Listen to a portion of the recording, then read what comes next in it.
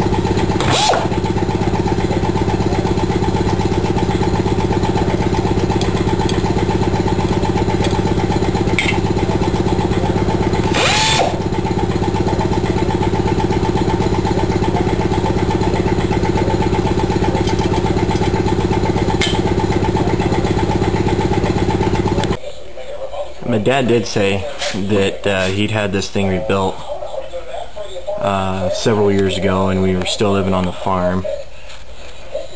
And I don't really know why it was taken out. I don't really know. I was a little too young to really be interested. But we see it spins fine.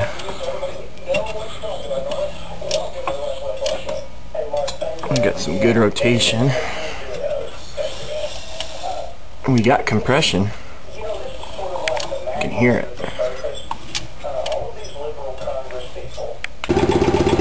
Well, I suppose we'll start taking the head off. Start by pulling that spark plug out. Yes, my WD-40. A little spray to get that dude loose. See if we can get him cracked off here. Try the one-hand wonder. That wasn't too bad.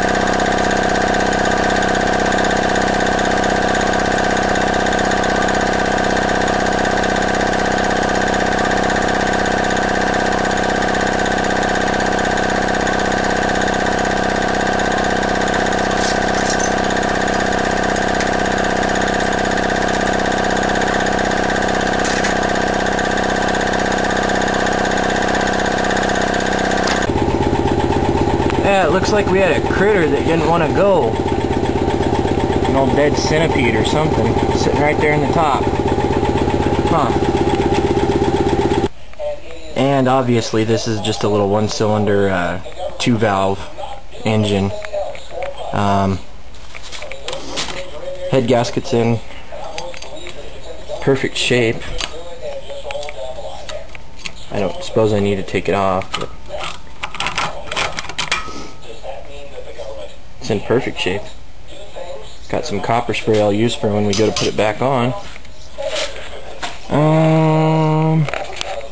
Top of the piston looks fine, and both valves look fine. I don't know why the hell this engine was taken out. Okay, so now I'm going to do a little demonstration on how this engine works. It's a 4-stroke engine, and right now we're at top dead center.